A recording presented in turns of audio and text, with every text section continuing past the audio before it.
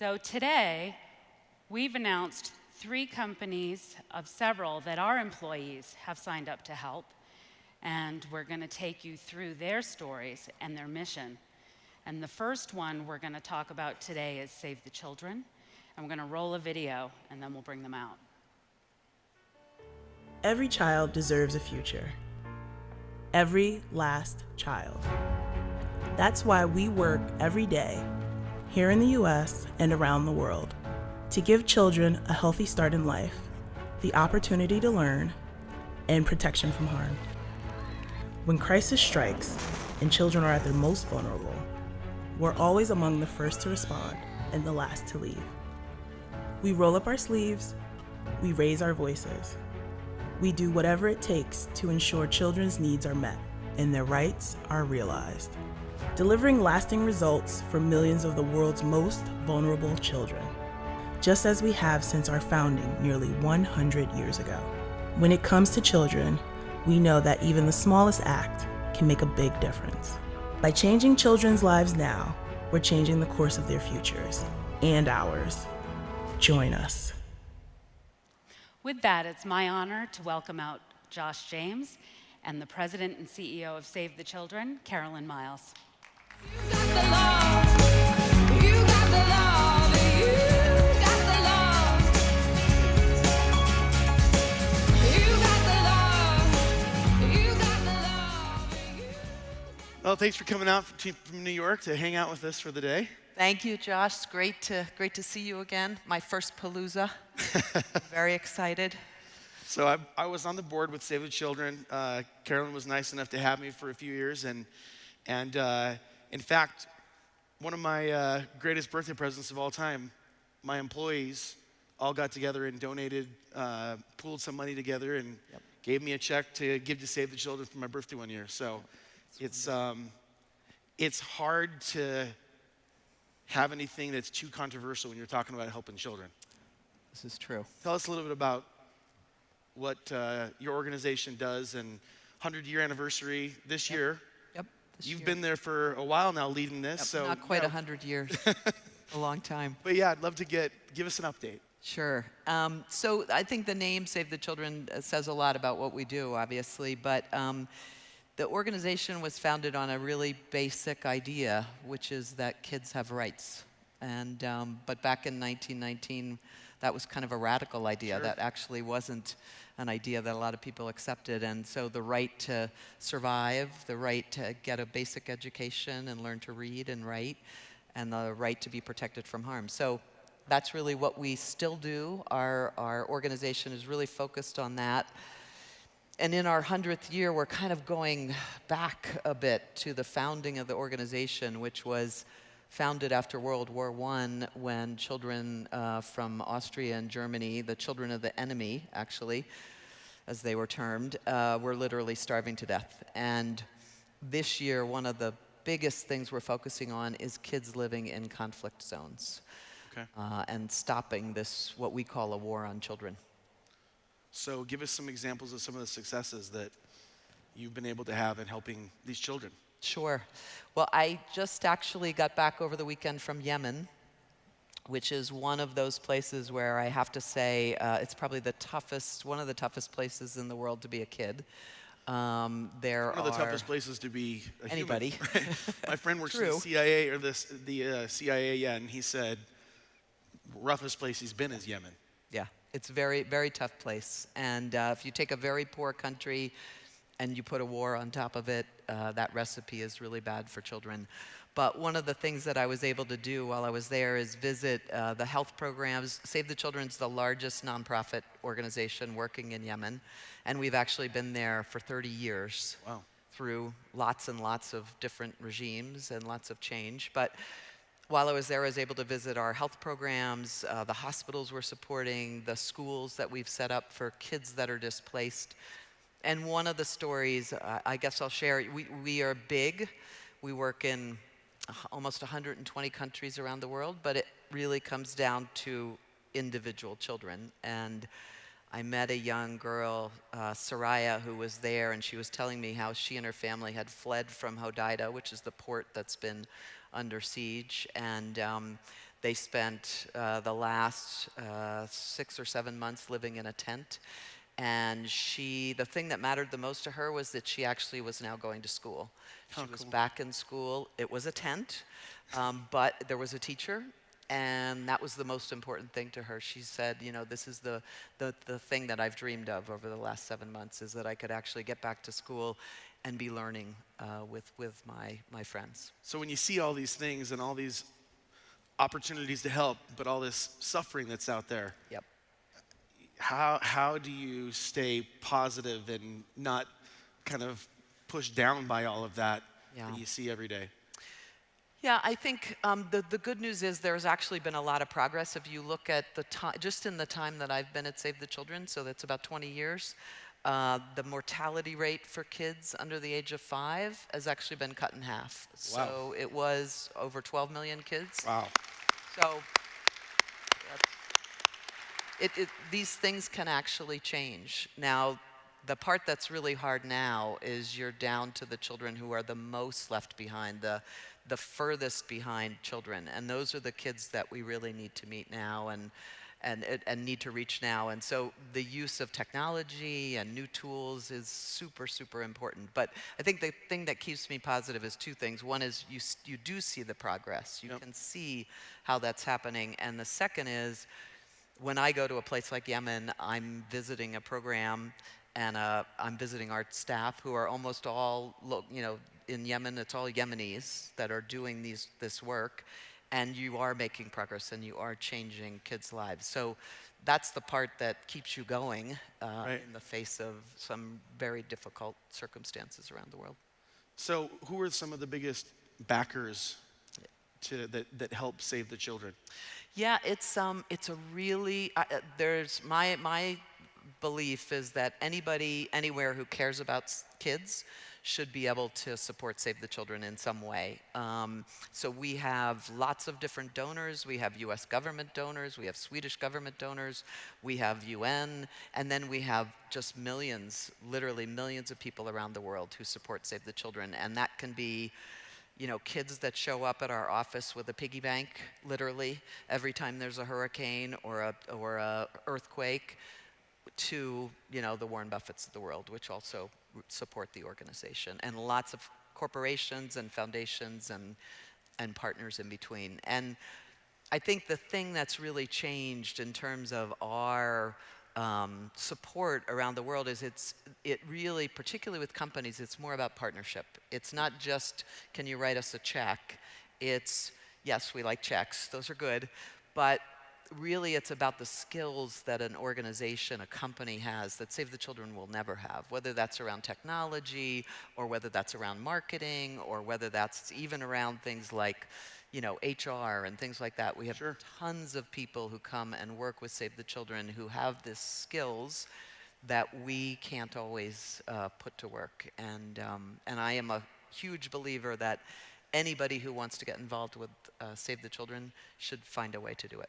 Well, that's one thing that really struck me when I was there, is every dollar, you don't necessarily want to put it towards a typical corporate program, because it's also a dollar that could go directly to a child. That's right. So those partnerships are certainly interesting. And when we started talking about this last year, first thing that popped into my head, of course, was you and your organization. And really excited about what Julie showed everybody, how there is going to be an exchange. Well, there is an exchange now. There's a few opportunities in there for you to go into that exchange and sign up and participate and help out. We wanted to kind of kick this off and see how it could work. So we've been helping Save the Children for the last couple of months. And when we talked before, I know there was multiple opportunities to help. But let's talk a little bit about the first thing that we're doing together, and then I know you have some ideas that we can go and put in the exchange that other people here can come and participate and help out. Great. Well, one of the first projects that we worked on, and I think we're going to show a couple of the dashboards. So we have a program called Child Sponsorship, and it matches people who care, back to this idea that anybody can get involved, people who care with children in about 20 countries where we work, and making sure that those people are connected to an individual child. And their support goes not to that child directly, but to their community where we are doing health programs, early childhood programs, education programs. So one of the things within Save the Children that's very difficult is we are a far-flung organization and trying to get the data together, in this case to look at how do we make sure that the places where we have children that we'd like to have a sponsor and the sponsors that we have available, Okay. that stuff actually gets matched up. Right. Sounds simple, but in an organization that's as far-flung as ours, and in places like Nepal and these other countries where we work, the data is not always readily available, so we're still in manual mode in some places, getting much better now on digital, but actually pulling that data together so we can in real time make those matches, for example, in child sponsorship. So this is our first project together, and it's really going to help Save the Children be able to more closely, as I said, match kids and sponsors, do that more quickly, do it with less manual intervention, less work, and show us where are we compared to where we want to be by country, by the goals year to date. So it really does help us. It's a pretty simple, I'm sure you have much more complicated uses of Domo around the world, but this one is really important to us. Not many that represent children and lives. So, Yep, so really important, because this is support that then goes into programs where these individual children live. And so whether it's an early childhood program or a maternal child health program, those funds then from that sponsor are going into those communities. So important to try to make that all work and happen as quickly as we can. oh, that's awesome. So what, and I know then we were talking about some things. You said you had some ideas about additional projects that we can talk about here, so we can drum up some interest and excitement, and then when they show up in the exchange, hopefully there'll be people that are waiting to participate and help out. Yep. Well, I mean, I think there's so many uses of data like this for Save the Children. Again, it's a big organization in lots and lots of countries, but one of the things that we're really committed to in the next, really 15 years is how do we make sure that we're getting to the kids who are most marginalized and left behind. So I talked about all the progress we've made, cut in half the mortality rate. We have, tens of millions of more kids who are in school now than were 20 years ago. But now we really need to get to those children who are most left out. And if you look at any country where we work, the overlap between where the statistics are the worst and where we can get funding and do programs is not always aligned. So I would really like to think about a project where we looked at all 60 of our programmatic countries and said, where are the most marginalized children? The data's there, so the data's available, but mapping that data, where do we actually have programs and have funding, and how do we help drive more funding and donors to give to those places that are most marginalized and help our teams on the ground move to those places? Because our 3 goals up to 2030 are we want to end the preventable deaths of kids under 5. So go from 5 million to 0. We want every single child to get a high quality basic education, learn to read, write, and have basic math skills by the 5th or 6th grade, which is as long as most kids we work with go. And we want to protect kids from harm. And if we're going to do that by 2030, we have to go first to where the kids are most behind and pull those kids forward and do programs and projects with lots of other partners to get those kids ahead.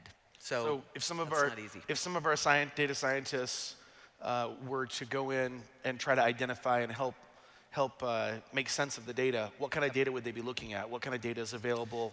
Yeah, so there is actually decent data. Some of it is collected by the UN. Some of it is country governments are collecting this data. Everybody actually in the world has signed up for something called the Sustainable Development Goals, which actually those 3 goals I talked about are part of those Sustainable Development Goals. So countries, even in really poor countries like Somalia, right, they should be collecting that data, and the UN does collect some of that data. So it's out there, And then the other data would come from Save the Children and our partners to map kind of where are we working and where are those gaps and how do we use those gaps then to illustrate what we have to do differently. So if someone were able to come into Save the Children's instance on Domo, Yep. and they were out there scouring for different public data sets that exist, Yep. a lot of them they could probably find on their own. Yep. Some of them they could go to you and you guys can request it from the right organizations. Absolutely. And So then there's a fair amount of it out there, and then they can come to organizations like ours to figure out where's the most data available.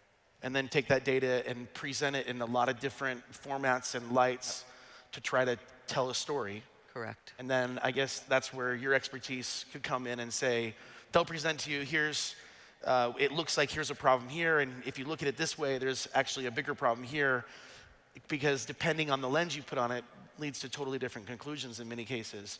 Yep. And hopefully folks here, that's what they do for a living. Yes. And so they could come and show you those different ways of looking at it. And then with your expertise laid on top of it, hopefully identify those spots to then go and focus. Exactly. That's kind of the idea. Yep. And we don't do that for a living, so we don't know how to always either use the data that's available or put it into kind of something that we can keep track of on a regular basis. That's the other thing, is the dynamics in these countries change a lot. And Yemen's a great example where, you have places where you can work, and then if there's airstrikes, you can't work there. So how do you look at where's the next best place to go? If we can't work in this place, which we know is probably one of the worst, then let's shift our operations to this place. So that kind of data that actually also gets updated and refreshed would be super useful for an organization like ours. That's awesome. I'm sure there's a lot of people out there that are really excited right now. Great. And I would love to also just I think the more context we give, the more people are going to want to help, obviously. I'd love you to share some more examples of, like, over the 20 years, what are some of the more meaningful Yes. experiences that you've had, and also some things that you're really proud of that Save the Children's been able to accomplish? Yeah, so I'll tell you a story actually from a visit I made to Malawi earlier this year, last year actually, 2018. And this is a country that I've been going to for a long time, over the time I've been at Save the Children. And when I first went to this country, probably almost 20 years ago, 15 years ago at least, if you went to the school and where Save the Children was working, in the first grade you'd see 50 kids. And you'd have 50 kids, one teacher, one poor teacher, 50 kids, pretty equal boys and girls in that classroom. You walk down the hall and you go to the third grade, you'd have maybe 75 kids, and now you'd have, 50, almost 50 boys, 25 girls. By the time you get to the fifth grade classroom, you have 20 kids, and there's 2 girls in the classroom. So this issue of gender equity and getting girls, also when you think about who's most left behind, a lot of times in these countries, it's girls. So I just went back to Malawi this past year, and I went there to open 2 secondary schools. So this is 8th grade to 12th grade. And those schools were 50% girls and 50% boys. Wow. So in 15 years, That's awesome. you can actually move that needle so that it's no longer in the 5th grade that you only have 20 kids and there's 2 girls. Now you have 50 kids or 60 kids, and it's equal girls and boys. And now you're getting them from 8th grade to 12th grade. And for a country to develop, that's what you're doing. You're trying to move, if the average education rate is to the 5th grade, you're trying to move it to the 8th grade. If it's the 8th grade, you're trying to move it to the 11th grade, right? That's what helps a country develop. And probably one of the best moments of that trip was we were with the First Lady from Malawi, who's very dynamic, and she gave a speech in the local language, and she said, and we had about 2,000 people from the community, from these villages there. And one of her primary messages to the community was, you need to stop letting your girls get married at 13 or 14, because look what they can do if they stay in school. They can go on to go to high school, they can go to university, they can be a leader like me. You need to change that behavior. And That was is her message to- so much. That was her message. Cool. Was look at this school and now, end this issue of girls getting married when they're, because when a girl gets married at 13, she drops out of school. She has a child when she's 14. The whole cycle starts again. That child's not likely to be very healthy, and the whole thing starts again. So getting people like the First Lady to say, let's change this. We can change this here in our country. And she's saying that with you, in concert with you Yes, guys. so That's she and I stood up and we talked about that. And That's awesome. and that's how you get people to change, how they think about things, and that's how you get a country. And hopefully, another 10 years from now, Malawi, we won't need to be in Malawi anymore. Well, if I remember Malawi will be correctly- a country that is on their own. If I remember correctly, too, when you were talking about we need to go places and help children, Yep. one of the things that I remember you saying is a big focus needs to be getting the girls educated, Yes. because that leads to mothers that are educated, and that leads to mothers that are caring for their children properly and doing basic things like vaccinations and those sorts of things. Yep. So is that a big part of the cycle? Yeah, that's a big part of the cycle. And again, this issue of early marriage is one that's really important. I was in India at the end of the year, and we were meeting with a group of girls. They are teenage girls, and we were helping them to talk to their family about why this issue of early marriage was something that they didn't want to have happen. And I was talking to one of the young girls, Anya, and she said to me, I said, well, how did you have that conversation with your father? Because, in India, arranged marriages, and that's kind of how it works. And she said, well, I just told him that, I was actually a lot smarter than my brother here. And if he kept me in school, I would actually be able to support him in his old age far better than my brother. So it worked. So I was like, whatever works. That's awesome. Well, the conversation that we had a year ago here at Domopalooza was really fascinating in the sense that I was in this room with people and they all wanted to help. Yep. And I think you've done a great service to everyone here because, we're now in a situation where if you were here up talking about, I need people to help build homes, Yep. you're looking at a bunch of subcontractors to go and do that. Yep. Got it. And hopefully we can marshal the resources of our entire customer base and really do some awesome things together. The other thing that I think Julie might have mentioned, but if you go to the Brilliance Bar and do an online review, for every review that comes today or during Domopalooza, we're going to donate $10 to Save the Children. And we're also going to donate on behalf of Domo another $50,000 to Save the Children. So if you guys can, yeah. So we'll do the check part as well. But I think more importantly, we've definitely got a lot of resources here. And so let's feed us as many projects as you can. Sounds and good. you will have people that will step up to the plate here and do everything we can. And you definitely put what we do in context. And it makes me feel a little bit bad. You have so much, you're moving the dial Yep. for the world, and just really respect and appreciate what you're doing for all the children out there, and really appreciate you coming and sharing that with us today. So Thank you. let's Thank you, give it up Josh, for and Carolyn thank you, Miles. guys. Thank you. Thank you.